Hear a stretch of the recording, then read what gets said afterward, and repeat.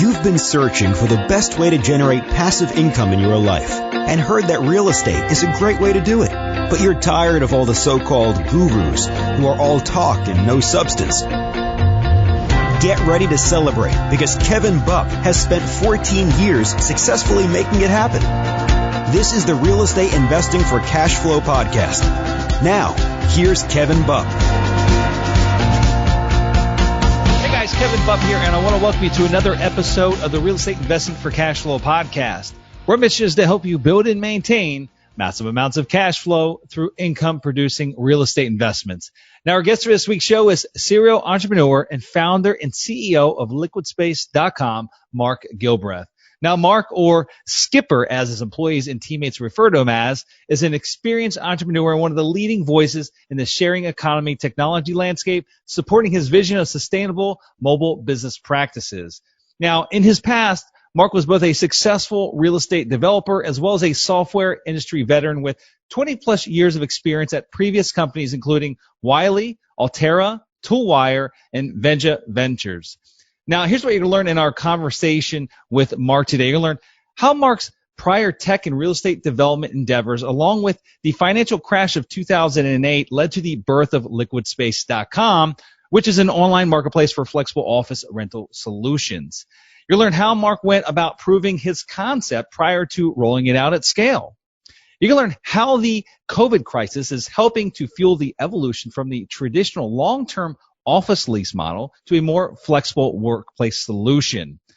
We're going to talk about Mark's perspective on the future of WeWork and how this and other co-working models are working to adapt themselves to the post-COVID world. Additionally, Mark and I share our own personal war stories of being early trendsetters in the co-working space long before the likes of WeWork came into the picture, and much, much more. And so, guys, with that, I'm excited to get on to it with Mark here. But before we do, I just have a few quick housekeeping items. First one is we just launched a partnership program with our company called Bring Kevin a Deal. And this is where I will pay you as much as $200,000 for any mobile home park or parking lot opportunity that is referred to me that I end up buying. Now, to learn more about this opportunity of working together and to also download my deal acquisition criteria form, you can go to bringkevinadeal.com. Again, that's bringkevinadeal.com. That's also the same place where you will submit a deal that we can hopefully work together on, okay? Moving on here, if you love what we're doing at the Real Estate Investing for Cash Flow podcast, please take a moment to subscribe to the show if you haven't done so already. Additionally, if you feel that this content adds value to you and your business and you haven't left a review, please take a moment to leave a review. These reviews really help us attract awesome guests such as Mark to the show. Lastly here, guys, before we get rolling, just want to remind you of the free 30-minute phone call that I offer each and every week.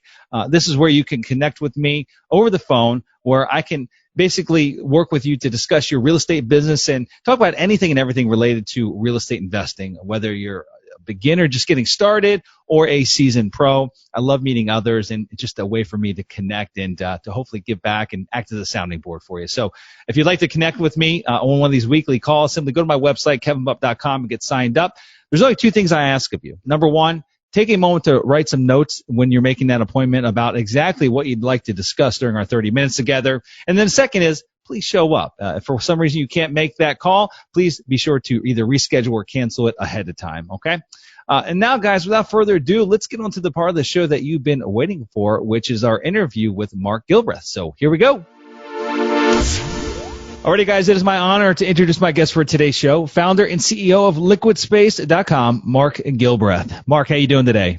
Super, Kevin. Great to be with you. Yeah, looking forward to having you here and learning about you and your business. And so just to give our listeners a sense of geography, where are we calling you at today? Today you are finding me in a ironically rainy Sun Valley, Idaho, which is a little mountain town in the mountains of Idaho. Yeah, good deal. And you gave me some historic lesson before we started here, in that Sun Valley, Idaho had the very first chairlift in the world, which is incredibly that caught me off guard. I would never have thought that. So, what year was that put in?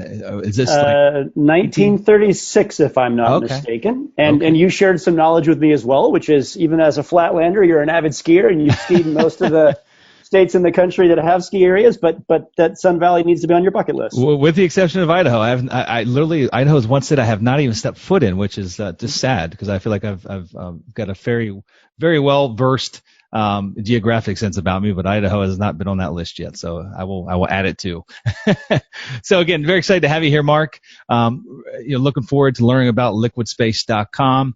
And so for those folks, let's start here. For those folks that aren't familiar with you, your background, kind of the story of how Liquid Space came to be, maybe take a few minutes and just tell us a little bit more about yourself and how you found yourself, in this world of liquidspace.com. Yeah, happy to. I mean, Liquid Space was founded and launched 9 years ago. And maybe just to start briefly on what it is, and then I'll happily sort of tell the founding backstory. It's a marketplace for flexible office. Mm-hmm. So it's a digital marketplace. You can think of it like an Airbnb, except this is a specialized marketplace that's focused on being a place where individuals and teams and companies can find and book office space and meeting space by the hour or by the day or by the year. My career has been a series of technology roles. I was an electrical engineer and a computer architect out of college, went straight to Silicon Valley in the San Francisco Bay Area out of school, spent about 10 years in the semiconductor world, and then got the startup itch and was a co-founder of a software company. And then I stumbled into some real estate development, self-storage and office in the Boise, Idaho market. And it was actually the sort of collision of my software and technology background and my young and somewhat ill-fated foray into real estate development. The collision of those two things sort of sent me back to technology, but with an eye on the extraordinary opportunities to bring tech to the commercial office industry. Okay. So what was the actual problem or void that you saw in the marketplace that really drove the creation of Liquid Space? Well, in 2010, if we can all roll back our clocks to reflect on kind of the shadow in the wake of the global financial crisis, mm-hmm. which was, of course, predicated largely on a real estate imbalance. In 2008, 2009, 2010, we had a recession. We had a substantial pullback in most major markets in the U.S. around office. And it was in that time that I sort of saw in plain view the radical amount of underutilized real estate that was sitting out there in plain view. And you saw it every time you drive down a road in any city because you'd see, lease listings, office available. Right? Mm-hmm. And so it was that sort of stark in your face view that I couldn't not see in 2010, combined with an experience that I had in 1999 when I was a first-time CEO in Silicon Valley with a startup company and had to go lease an office space for my growing team. And I did what, every leader in a company does. I went and found an office space and was steered down the path of signing, at the time, a relatively short-term lease. It was 5 years, but that was normal. Yeah. And lo and behold, my story in 1999, 2000, 2001 was not a lot different than most real estate leaseholders, which is my bet as to how much space I was going to need in 5 years was completely wrong. In fact, I ended up taking about 5,000 square feet, 2 floors of a relatively small building. I never moved into the second floor. So I had that scar tissue from 1999, which was long-term leases are bets and they're never right. It's either too much or too little. So fast forward to 2009, 2010, when we were working our way out of the global financial crisis and recovering from an office recession. And I saw all of this glaring excess inventory in the market. And I also saw the emergence of mobile apps, and I saw the emergence of Airbnb as a marketplace and the popularity of other marketplaces like OpenTable for restaurants and Expedia for hotels. And I thought, wait a minute. We got excess inventory that's sitting underutilized. We've got a generation of digital marketplace business models that are emerging. No one's done this for office. Imagine if there was a digital marketplace that could connect underutilized real estate with customers that were looking for more flexibility, the very thing that I could have been well served by in 1999 when I signed a long-term lease, even though what I really needed, what would have been ideal for me in 1999 would have been a 12-month agreement or a 1 or 2 year agreement where I had the flexibility to evolve. And so that was the problem statement I saw that inspired me to create a new tech company. Okay, no, fantastic. I appreciate the additional insight there. And so, the average consumer, just Joe Schmo that owns, XYZ company that utilizes office space, or just the general consumer that's driving through the streets of any major city, back in 2010, any city that has office space, present.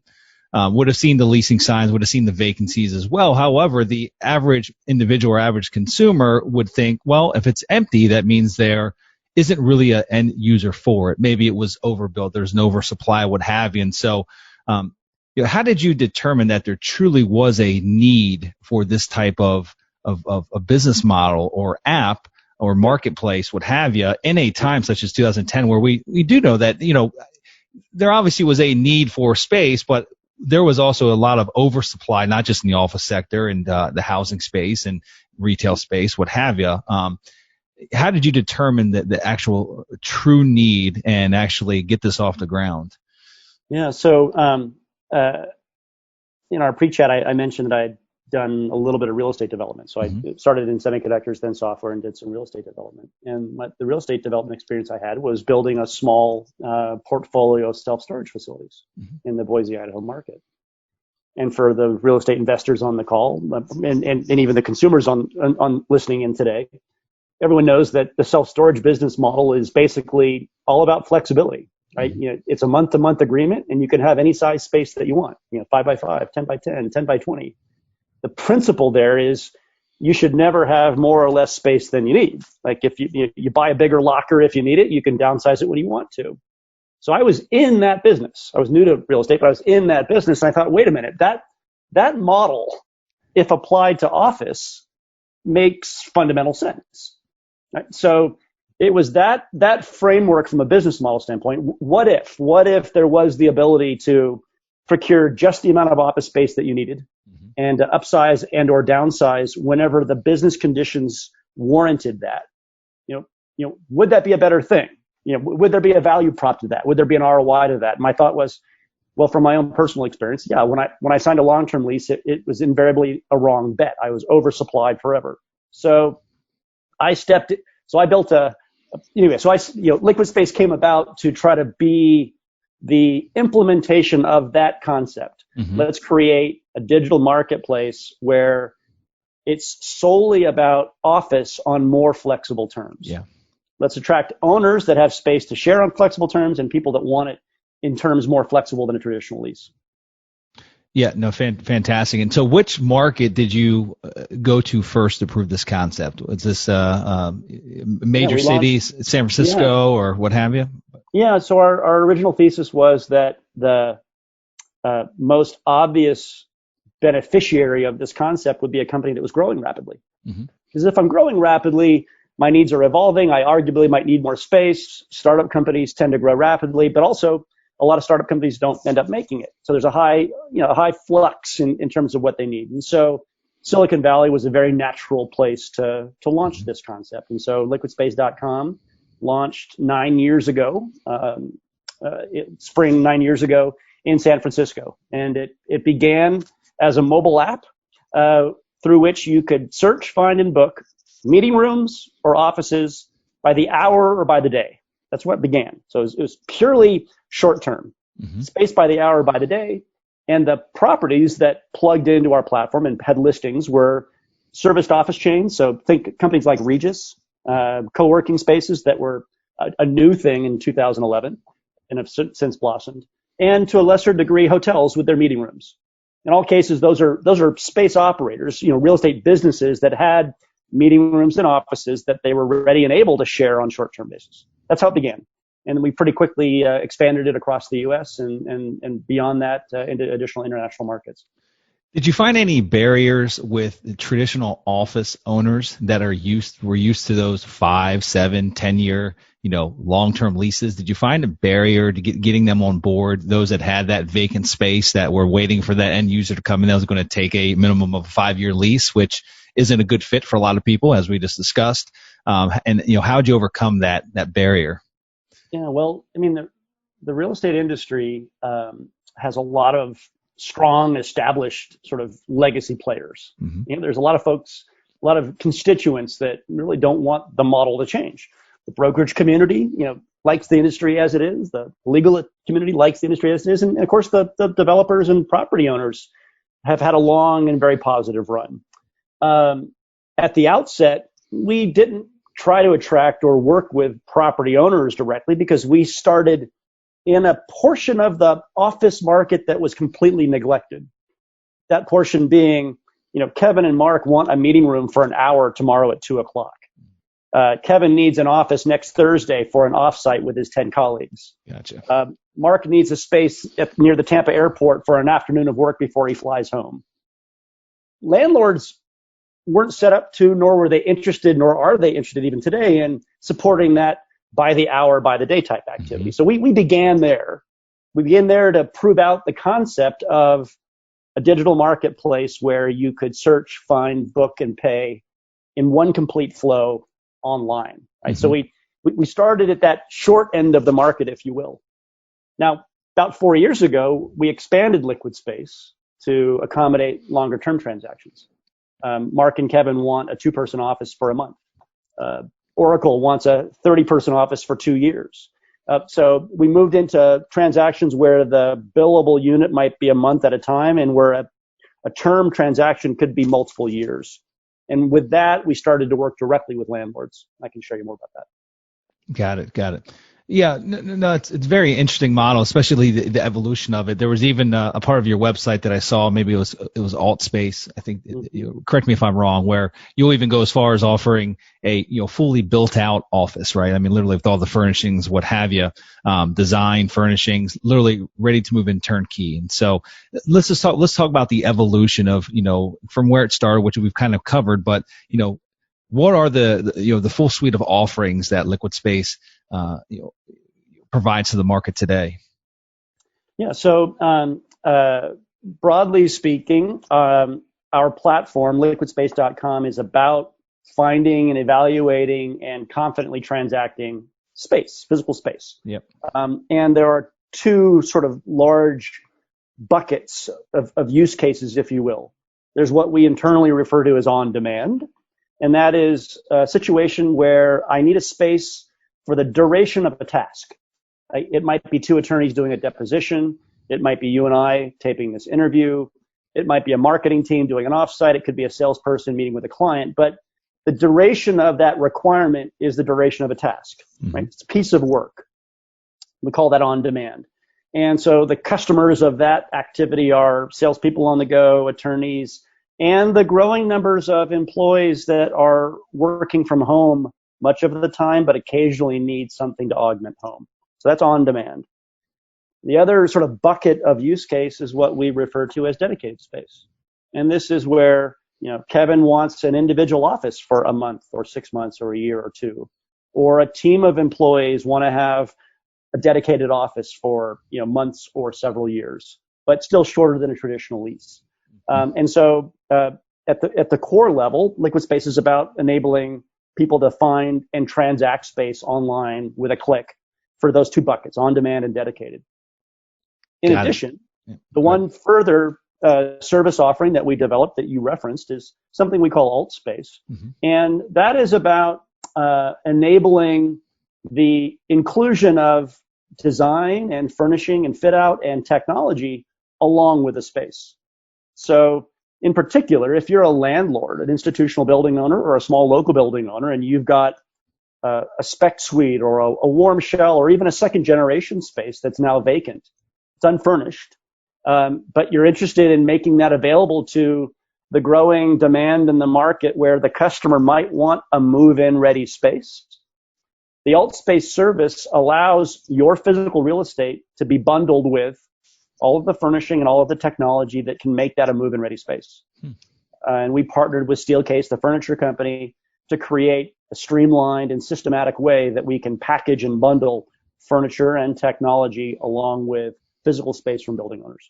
Got it. Very, very cool. So I'd love to, if we could, Mark, I'd like to switch gears a little bit and pivot over to, I guess, what you referenced as the white elephant in the room right before we started the interview. And we find ourselves in some crazy times at present.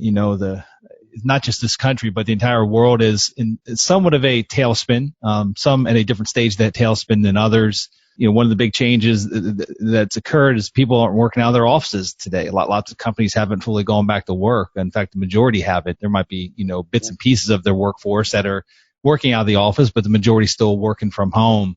There's been and I don't want to call it a mass exodus because I think that the media overhypes a lot of these things. However, there are folks that are moving out of the more densely populated cities, more specifically the ones that New York, Chicago, that were San Francisco, that were in more of a lockdown stage for a longer period, that had the greater impacts of this coronavirus, moving to maybe mountain towns or suburbia, what have you, but just basically getting somewhere they actually have some open space. And whether it be permanent or temporary, who knows yet, right? Again, we're kind of in the middle of this thing. No one knows what, I hate the new normal. I hate using that terminology, but no one knows what the new normal really looks like. We're still in the volatile stages of it.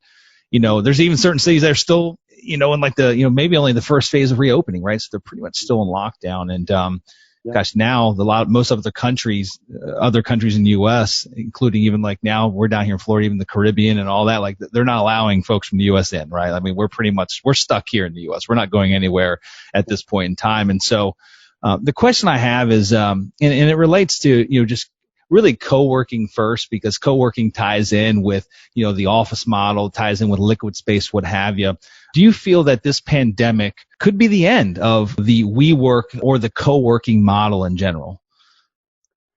No, absolutely not, actually. And for the listeners, just a point of clarification.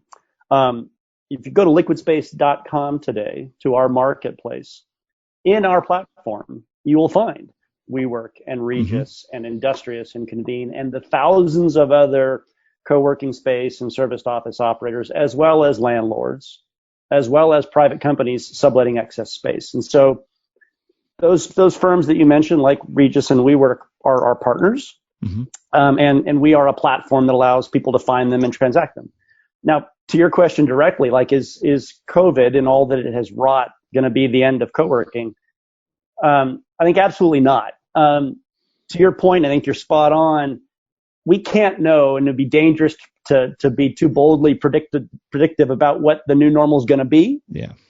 That said, there are some broad outlines that are pretty clear now, and there are some fairly grounded predictions of what the new normal will have as some of its characteristics that I'm certainly prepared to share. So here's kind of our take on what we've learned so far over the last 3.5, 4 months.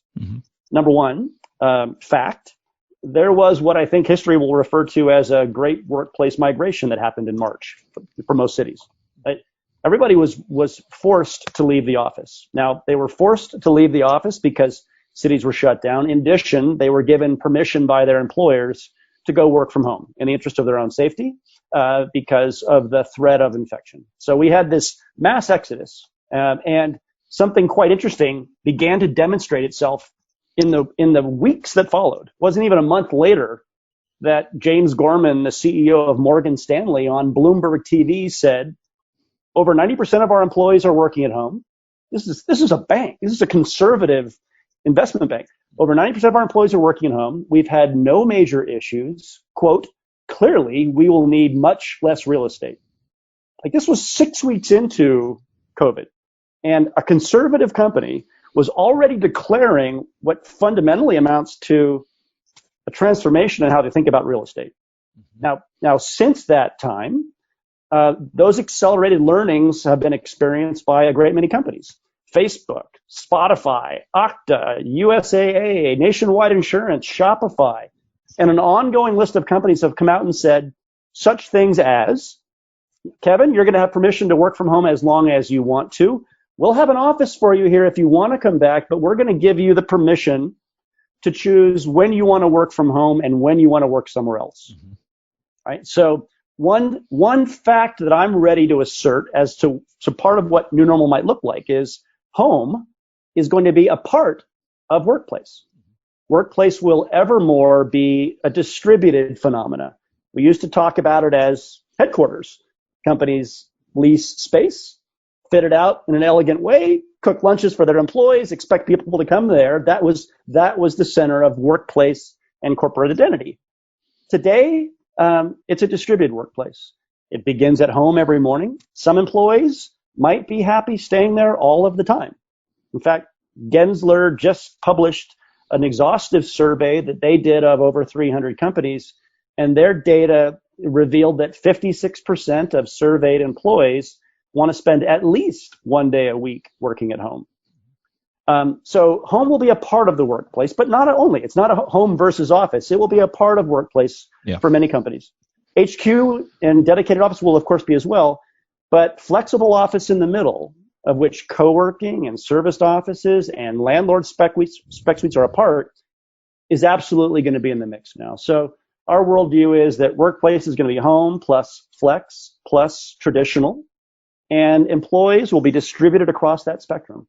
And that's a radical shift from where we were just in January. Yeah, no, I agree with you. And I think that, I think there's probably a large sector, and I'm sure there's probably been some surveys done. I don't know what the statistics look like of folks that, while they might suggest that they're going to continue to work, given the choice, work a day a week or 2 days a week from home, they miss that social interaction, that social engagement, right? The camaraderie that comes along with actually being in an office environment. I'm one of those folks, right? I enjoy being around others, right? I thrive off the energy, and it's really challenging to get that in most home environments. Now, I really enjoy my home office, don't get me wrong, but it becomes especially difficult for those folks that might live in more urban core environments with smaller housing. They don't really have the dedicated office. They're working on their couch. They're working in their kitchen. They might have children running around, what have you. A whole nother slew of challenges that get thrown into the mix. And so the follow-up question would be, what changes do you think need to occur to the co-working model in order for it to adjust then to this new world? Because I think part of it's going to be folks getting comfortable again, right? Getting comfortable with, being in close quarters, getting comfortable, traveling to and from an office location, being around other individuals, what have you. Yeah. But what are some of the, just, maybe it's not specific to liquid space, what have you, just what's the talk like within the industry as a whole of what are the changes that are going to need to occur in order to adapt to make folks comfortable here in the future? Yeah. So, beginning in early March, the safe place to work was home, and we all retreated to home, right? In some markets, as soon as late April, people began to venture out, right? And the first order, Maslow's hierarchy of needs, the first order priority was health and safety, right? And so whether me leaving home was to go back to my company's office, or whether it was to work maybe somewhere close to home at a co-working space or a serviced office, in either of those scenarios, health and safety was and remains the number one priority. Mm-hmm. So within that realm, in the co-working world in particular, I've had the privilege of being on the advisory committee for an industry consortium called the Workplace Council, which has developed a playbook for co-working and serviced office operators to ready their environments, to have a health and safety playbook. And in fact, on liquidspace.com, we've added badges to our property partners who have implemented health and safety protocols. Mm-hmm. And the types of things that we're seeing implemented are perhaps straightforward. It's heightened cleaning protocols. It's moving toward more spacing and lower density within those environments. In many cases, it's reformatting the interior environments to be more about private spaces rather than the communal shared environments that some co-working spaces had as their primary design format. Mm-hmm. So, as you can imagine, I'm, here today in July, I'm going to be less comfortable walking into a crowded, dense environment where 50 other individuals from 50 other companies are all mingling around. That's not going to feel safe. I'm not going to choose to do that. On the flip side, the ability to have a space that's private, a controlled room, maybe for me and you to meet, or for me to do an individual day's work that's near home, where I don't have to get on mass transit, that could actually be very appealing, especially on those days when my home environment doesn't work for work. Maybe my spouse is home on Fridays and I need a place to work, or maybe the kids are home from summer school on Tuesdays and Thursdays, or maybe 2 days a week, as you described, Kevin, and I relate to it. Maybe a couple days a week, I need to collaborate with other colleagues and team members. either because it's a piece of work that I need their interaction with, or because I need that social interaction myself to feel productive. Yeah. It would be a sad day to see co-working, the model of co-working, go away or be eliminated or be, changed for the worse. And so I'll tell you a little secret, share a secret with you that I didn't tell you before we got on the show here, is I had done a lot of, I travel a bunch and back in the 2008, 9, 10 time frame, I was introduced to co-working, throughout mostly the travels out west. It seemed like it kind of, like everything does, it starts out west and migrates its way to the East Coast, right? The popular trends, what have you. And I was just amazed at the different co-working spaces I went to. So it became actually a little favorite, event of mine. Every time I would travel, I would go try to seek out a co-working space to work in for a day or two, even if I didn't have to, right? I just really enjoyed actually going to see the different models. I, in turn, purchased an office property. This is mid 2010 now, back in Clearwater, Florida. It was a distressed office property, had way more space than what I needed for my very own business, and ultimately wanted to bring the first co-working model to the Tampa Bay area. However, I think I was a little early to the trend here, at least in the Tampa Bay, the Florida market. I was the only one for a radius of about 120 miles, and it was very much an educational session. And so anyway, that did not last long. It was okay. I ultimately ended up leasing that space out to, another operator that took the entirety of the remaining space, and my co-working dreams died, at least from me owning a co-working space. But I love the model. I love the concept of it. And again, you're an OG. Yeah, it'd be a sad day to see it ever go away or change. And in fact, I mean, and I don't even want to call it a disruptor. I mean, it's really the evolution of the office space, and especially for the entrepreneurs, right? The smaller companies, the solopreneurs, or the 2, 3, 4 team members, what have you, that want to get into a collective space, share that energy, of their fellow colleagues, what have you, and don't necessarily need a big office space, might have a home, office to work from a couple of days a week. And anyway, not to drone on here, but I wanted to circle back on, it brings me to the point that I want to make. I want to circle back on the discussion of WeWork. Adam Newman, the founder, obviously it's kind of a crash and burn theory, and this isn't a pounce on WeWork. I would love your honest opinion as to, knowing that you understand the co-working space. I understand the concept of it. Obviously, I didn't succeed in the business side of it. I blame it on being too early, but whatever, for another time. WeWork, or Adam Newman, the founder, he lost millions of dollars on a failed IPO. I don't know what the amount was, and was ultimately booted off the board, what have you. But, I think we can all agree that he's an absolute brilliant businessman and a visionary, right? I mean, he did something to a scale that no one else had done in the co-working space. In your honest opinion, where do you think things went wrong? Where do you think Adam went wrong, and what would you have done differently, if you were in his shoes? I'll reserve judgment on what Adam personally did right or wrong. But let me expand on what I think WeWork got right, and what they leveraged and even exploited, and then the aspects of it that I cross my fingers will sort of prevail and carry forward, because I think that they're on much stronger footing now than they were. So what we have to recognize is that WeWork was fueled by an unnatural amount of capital. Yeah. An unnatural amount. If they aren't the most highly capitalized startup company ever, they're certainly in the top 5 or top 10. Mm-hmm. So, $10 billion of SoftBank capital was put behind an exciting vision. And the core of the vision and the core of the proposition was around flexibility. Now, I mean, that is what you were delivering in Tampa in 2010. That's what every co-working space and serviced office from a business model is sort of doing, that's different than a traditional lease.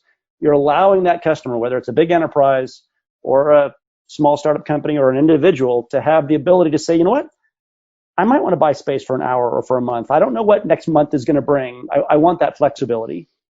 And WeWork wrapped around that, and this is where it got into a bit more showmanship. They wrapped around that sort of a mystical narrative of community, an almost cult-like enthusiasm, and around the power of that community. Mm-hmm. And I think that's where they got over their skis to a degree. The fundamental business that they're in today, that they've retrenched to, and I think will be very successful with, is providing space on flexible terms. Well designed, well furnished, well located, well operated space on flexible terms. They're the Marriott, or a Marriott of office fundamentally. And at a time, when they started in 2010, and even more so today, flexibility is on the rise. Let's set aside COVID for a moment. Mm-hmm. A flexible office economy, of which WeWork was a part, and thousands of others are there, has had an extraordinary 10 years. Even with WeWork's spectacular kind of retrenchment, mm-hmm. the market overall has grown over 40% year over year, right? So it's gone from being less than 1% of office sort of allocation to 3 or 4 or 5% in many markets, and most projections pre-COVID were citing that it was going to be 20 to 30% within the next 10 years. Not because people are hungry for community, but because more and more companies want flexibility for more and more of their office allocation. Now throw COVID into the mix. What does that do? How does that change the forecast? Well, the biggest thing that COVID is doing to the economy right now is injecting uncertainty. Like, companies don't know what the outlook's going to be. We know that our economy has taken a grievous hit.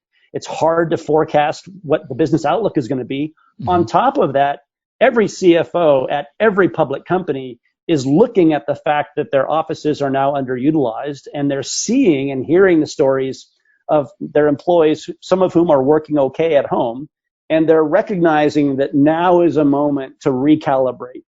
Now is a moment to downsize on that fixed footprint and make savings, and then be in a position to facilitate and provide for workplace in a more on-demand capacity from places like WeWork and others, to accommodate those employees that need something between home and the traditional office. So I firmly believe, and I think most of my peers in the co-working and flexible office industry see the same thing, that COVID is going to be a substantial tailwind for flexible office, of which mm-hmm. co-working is a certain flavor.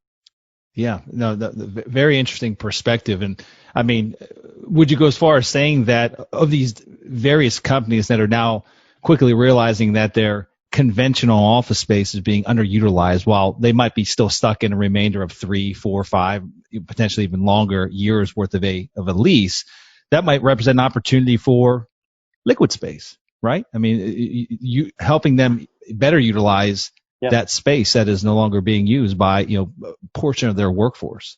Yeah, so liquid space, like Airbnb, is a two-sided business model. There's demand and there's supply. Mm-hmm. The demand side is everything from individuals to big enterprises that need space. On the supply side, it could be a WeWork. It is a WeWork in a Notel and an Industrious and a Convene and a Regus. But it's also thousands of companies that have more space on traditional leases than they need. Mm-hmm. So, if Kevin's got 2 extra desks in his sound studio that he wants to monetize by the month, he can list it on liquid space. If AT&T has an extra building that they have 3 more years of lease on and that they're not going to use anymore, they can list it on liquid space. So, companies can actually be users on both sides of the marketplace. They can monetize excess space, and they can procure space where they need it on flexible terms. Yeah, fantastic. I love every bit of it. Are there any other important items that we might have missed, as it relates to liquid space and the services your company provides? I think the key message first of all, address kind of, let me share a key message for companies, and then on the demand side, if you will, mm-hmm. and then similarly for building owners on the supply side. To companies, I think most companies spent March and April and into May just triaging, figuring out, the policies and the protocols to make their employees productive at home. Like, let's get them set up on Zoom. Let's get them firewalls. Mm-hmm. Let's get them notebook computers if they need it. That was triage. Let's then triage our corporate offices to be ready to let them come back and be safe. So let's figure out how many people we can let back in. Let's figure out where we're going to put the hand wash stations and how we're going to get people up and down the elevators safely. They've been triaging all of that. Now they have the time and the space and the need to start to figure out, okay, we're going to be downsizing our corporate offices over time because it's now clear we're not going to need as much of that. How do we start to provide additional space to augment home? How do we provide on-demand space for employees on days when they need something else? How do we provide dedicated team space for groups that want to work close together but don't want to come to the headquarters? And so I guess the message to companies is this isn't theoretical. There are thousands of spaces out there. You can find them all on a platform. It's called Liquid Space. Like, you can deploy an on-demand distributed workplace tomorrow.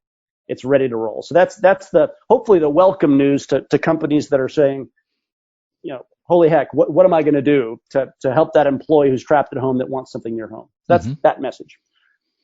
On the supply side, I'd like to sort of call out building owners in particular.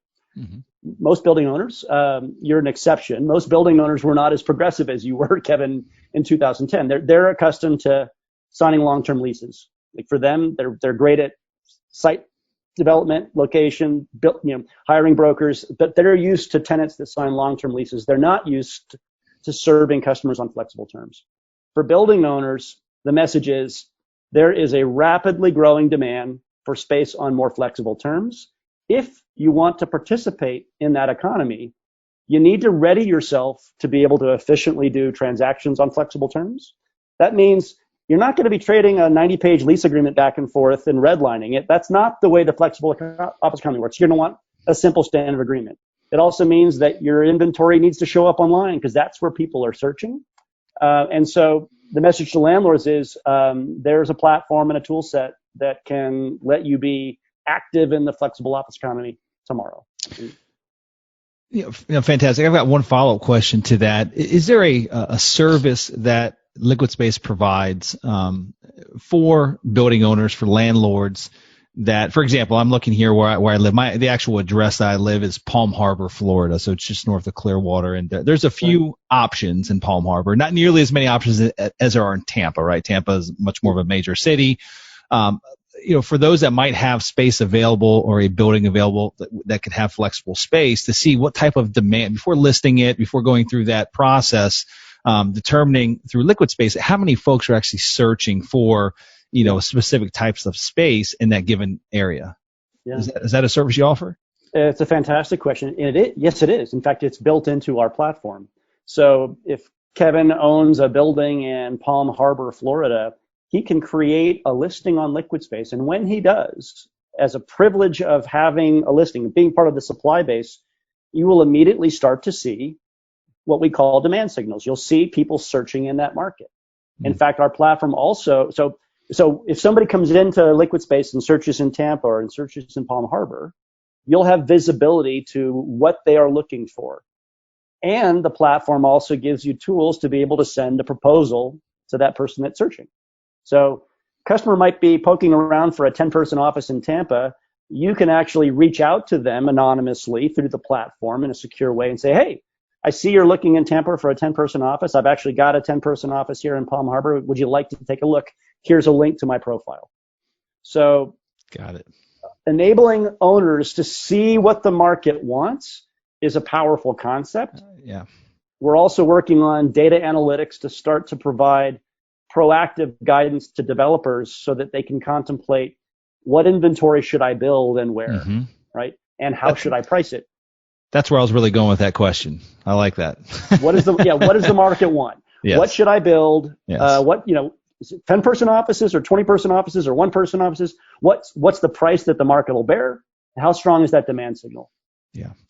Well, even not even necessarily build, but as we move into these ever-changing times, I do think there's going to be a lag in traditional office space, right? But as some of these leases come up for renewal, these longer-term leases, the old landlords that haven't adapted to a new model are going to suffer, and some will ultimately, end up losing their property. And so just from a investor's perspective, finding out, where the opportunities are is one thing, but what is the demand for that opportunity, right? Who is the end user that's going to occupy or need that space, and marrying the two together. So I mean, this is a little bit speculative, but one of the macro trends that's starting to present itself is that there is some dislocation of employees. There is some evidence growing, especially in the capital markets, that Sunbelt, low tax, pro-business communities are attracting relocations of employees. And in fact, if you look at the capital markets for public office REITs, REITs in New York City are down, I think, 40%. But in Sunbelt pro-business, low-tax markets, they're holding pretty steady. And so that's the capital markets anticipating that people that have choice now in terms of where they want to live. Facebook, for example, has told their employees, would you like to move? And over 50% said, yes, we'd like to live somewhere else other than the Bay Area. So there's already a liberation that's starting to happen. I think the execution of this is going to be, months and years.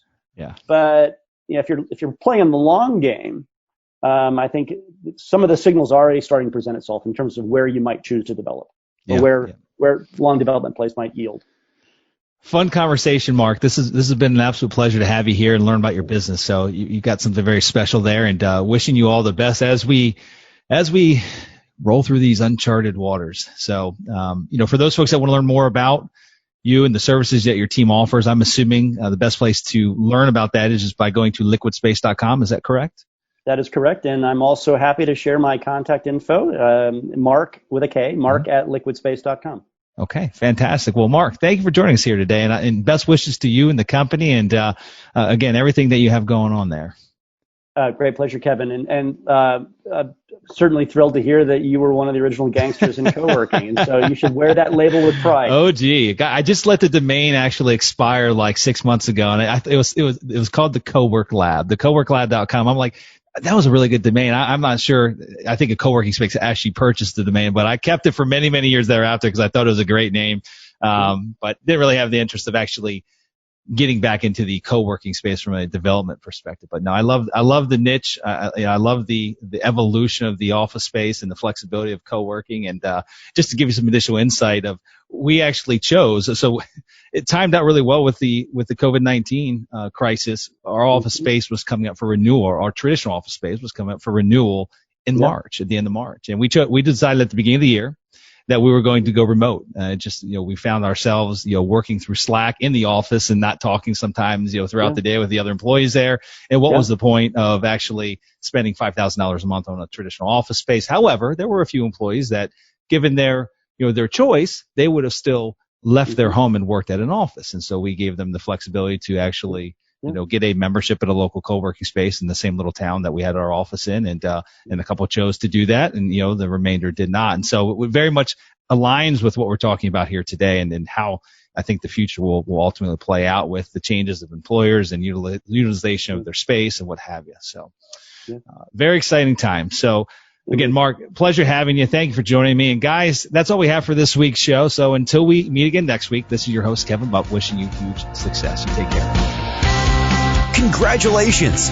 Now you've got more of the best tricks of the trade in building massive amounts of passive income from real estate. For more amazing resources, visit realestateinvestingforcashflow.com. And we'll see you next Monday morning.